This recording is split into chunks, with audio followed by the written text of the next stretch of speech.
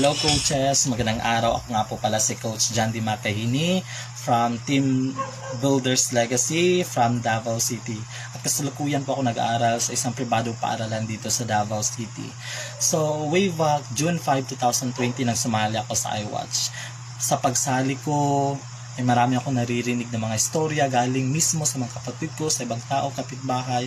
Pero alam niyo coaches, napakasakit isipin na sarili mong pamilya ay nilulockdown ka at sinasabing huwag ka nang sumali, baka magdagdag pa yan ang problema sa buhay mo, makadamay ka pa ng ibang tao.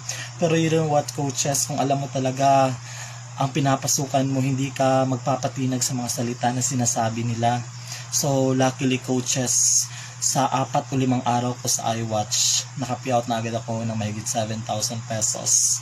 So sa pag-post ko noon, kasi first payout ko, I'm so happy, I'm so blessed, yun yung mga caption ko, proud iWatcher. So maraming nagtatanong, paano ba makasali, baka scam yan? Yung mga tanong na ganyan, hindi natin yan maiwasan.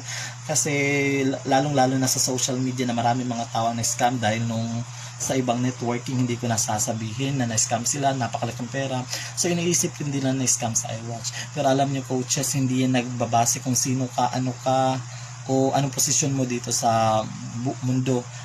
Nagbabase yan kung paano mo sinasabi sa kanila, ini-explain kung ano ba talaga si iWatch, kung ano may tutulong ni iWatch sa buhay mo. Kasi nga coaches, bago pa ako sumali, marami akong mga kaibigan na sumali na. At alam nyo na nakikita nyo silang nagpo-post sa Facebook, social media, at humahawak ng pera. Weekly, every week sila nagpi-payout. Ayun nga, nainganyo ako kasi nga napakalaking bagay na natutulong ni iWatch. At luckily naman coaches, sa 3 buwan ko na bilang isang iWatcher, gamit lang po ang isang account ko, ay naging silver director na po agad ako. At ngayon po ay ginugol ko na po papuntang gold director.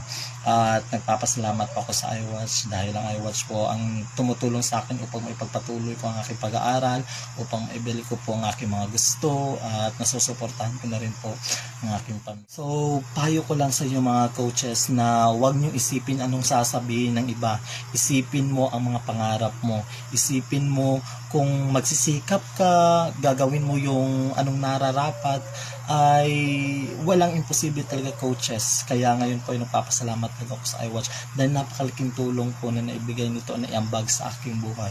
Kaya I'm solido iWatcher.